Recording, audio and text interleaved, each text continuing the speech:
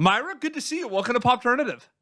Thank you. So good to see you. Happy to be We have here. a lot to talk about, but we'll talk about the fact that you will be making your Broadway debut with Hadestown in May, which is, I mean, as a storyteller, I'm sure you have goals and dreams and you think about things, but it's very hard to predict this, right? Like, if you think about it. It's this is like a kind of moment in your life where you kind of like as a kid, like when you're in first grade and your teacher's like, draw on a piece of paper, like what do you want to be when you grow up, Yeah. Like people are like stage actor, blah blah blah. Mine was farmer, but like it was also be on Broadway. And Yeah. so the fact that this is real is kind of like the most surreal moment I've ever had. So I'm every day I'm still like, is this really happening? I know. So It's great. crazy. At some point, like a lot of people that, do musical theater, they also act. A lot of musicians also want to act and vice versa. Is there one that kind of happened for you before the other that kind of happened together, like performing in general? Oh, yeah. I mean, the first thing that happened to me was singing first. So like I was like a musician first because that was just kind of like, you're a kid, you go to school, you have choir, you go to singing lessons. That was like the thing that came the most naturally to me. And then of course singing like then divulged into like musical theater and then that went into like TV and then that went to film and it's just all, everyone's always like doing this in Yeah, the industry. So, yeah. absolutely.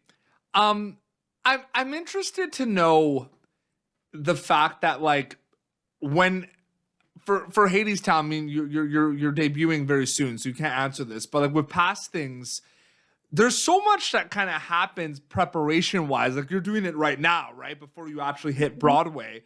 Does it feel like one big storytelling journey, or does it feel like two journeys, like before doing something and after doing something? I think there's three. There's the before, the during, and then also the after. Like Yeah.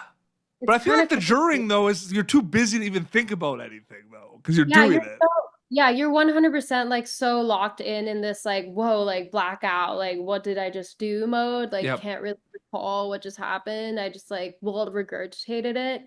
But it's also like doing a show like Hadestown or doing like a prolonged project. I feel like the during is more of like between the start and the end where you kind of like discover more about not just your character but also about yourself as a human being and especially for Broadway like what a demanding job. Like I think everyone who does Broadway is like an Olympian. I think it's so freaking hard.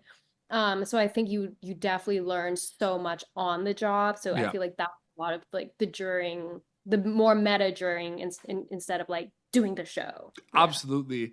It's interesting too because, I'm a filmmaker, but I'm not an actor, but I was always on like the production stage crew for my local like high school productions, right? And our productions were pretty big scale. And I remember whether I was doing like lights or like I was a follow spot operator, the more and you know how it is, right? Like when you're doing Hades Town, you're doing a week of performances, right? And it's interesting, right? But there was something every morning, like there was this energy in the air, even though I wasn't in the production. And I'm like, we're performing for people tonight. Like it was cool. Like there was this like energy, like in the morning, like at 9 a.m. You know what I mean? 8 hours until showtime. No, that's the thing. Like, I feel like with so many other facets of the industry, like whether it's TV or film, like you kind of you get to the job, you're doing the takes, you're doing the scenes, and then you turn off and go home. At least Yeah. that's for me, method actor. But like for theater, I feel like I'm on all the time in the sense that like I utilize my whole body. When I wake up, I'm like, okay, I'm doing a show today, maybe once or twice today, depending on if there's matinee. Like immediately I'm like, I need to prepare my body. I need to prepare my voice. And like even after the show, I'm like, okay, I need to go in vocal rest or like I need to go to bed. I need to do like a sign everything I do, it's filtered through the thought of I'm doing a show. Yeah. I operate my mentality and like the way I operate through my life is so different to when Mhm. I'm like doing any other job. It's kind of crazy. It That is consumes. a that's a really good way of putting it. It's all storytelling at the end of the day. And you have worked on different projects, different characters. Like, I'm curious, like, how separate are past projects compared to new projects? Like, do you bring mindsets, preparations from past things to new projects, or are they kind of completely separate once they wrap? No, I feel like every project has just been like another layer, another bit of experience that has just like set me up for even more success for the next one. Like so much of what I'm drawing from and using for Hadestown is like how I prepped for the Saigon tour I did in 2018, or like how I prepped for like a big singing performance in terms of like warming up and vocalization. And like there's so much that I pull from every past job to prep myself for this job. So I think like every job I have will always like be a part of my routine in some way or another. Is it always going to be a weird feeling that you have won a competition show? Because it's one thing to like audition.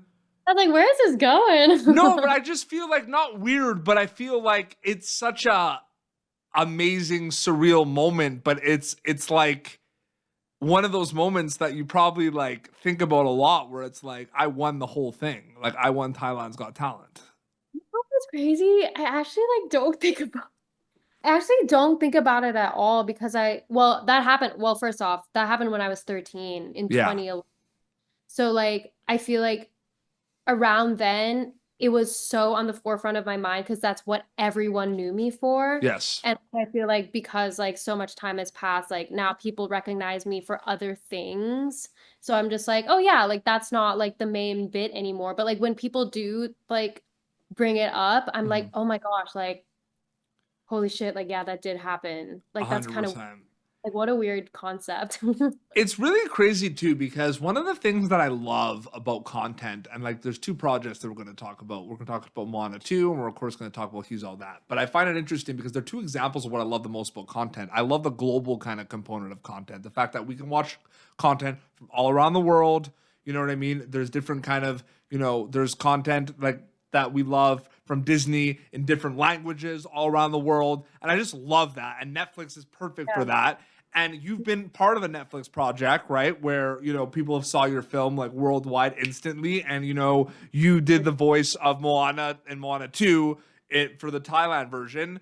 Do you like, are those perfect examples of the fact that like, that's like firsthand seeing content on the global scale, right? Impact wise, like those two projects.